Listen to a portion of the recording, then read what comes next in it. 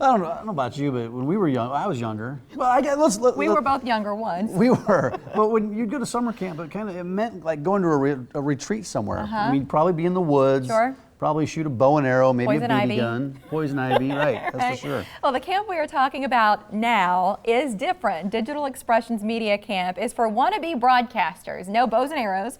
Instead, teens will get their hands on some really cool video and audio equipment. It's going to be cool. Jim Tim heads up the Nebraska Broadcasters Association. Hi, Jim. Good morning. Good to see you. Good to see you. As well. This is a really, it's a different kind of camp, right? It is. Help people out to understand what this is about. Well, it's a one-week camp at UNK, and it's designed for kids who are interested in technology. You know, kids are growing up with so many things at their fingertips these days, so in their school environment, they get to do a lot of work with video and audio. This is a chance for them to step into studios and take the next step.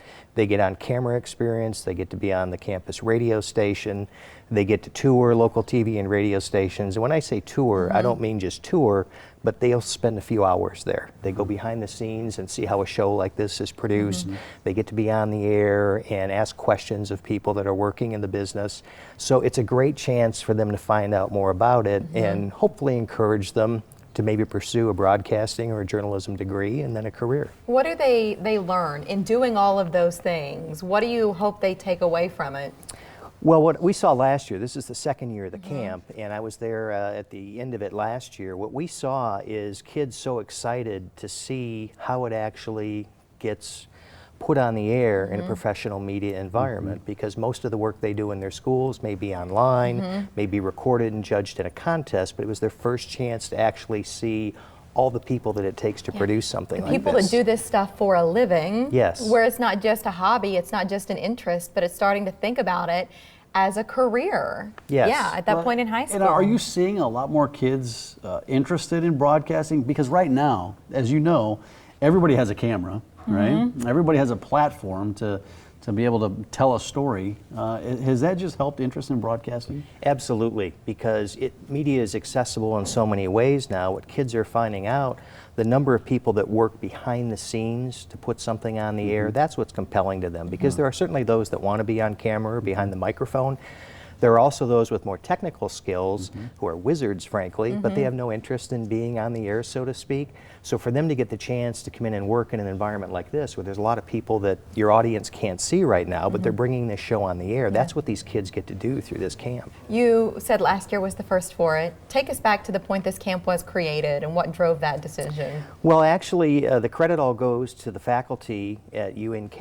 It was their brainchild. They have great facilities out there, by the way, and they knew that across the state there are literally hundreds of kids who are involved in media-related activities through their school. And so they felt if they could put on a one-week camp, bring some kids in, let them really get hands-on and produce actual finished pieces, etc., that it might be a great experience. And there were 15 kids that attended last year, and that's kind of about the sweet spot for the camp, is 15 or 16 kids. They had a great experience. And so we're excited to be backing it again this year. So getting registered is probably one of those things, if you're interested in this, you probably want to get on it pretty quickly, because space is limited. Correct. They can handle probably 15, 16 is a good number. Yeah, you'll have more than that apply though, Jim. Well, we will, and they are considering a second week of the camp as well, which we would love to see happen. So talk to us about cost and then scholarships too, so kids don't feel like money stands between them and learning. Right. The cost of the camp is $3.99, and it's a week-long camp. There's a commuter price for those that might live nearby or in Kearney that costs substantially less. And then we're offering $100 scholarships to kids as well to help defray the cost to They stay in attend. the dorms there, or Yes. how's it work? Yes, it's supervised in a dorm there. And so it's, kind of a get ready for college experience at the same time. Primarily for high school kids, juniors, seniors? Yes, correct. Yeah. Correct. But you do need to attend a high school in the state of Nebraska. Yes, thank you. Yeah. Nebraska high school kids. Now, if kids wanted to come from Iowa, Northeast Missouri, Kansas, they'd welcome those kids Okay. too. Thanks for asking that. Yeah. But you're right. The deadline to register, there is some urgency because there is a limited number. Are there any other parameters that we need to know about who should apply or who could attend?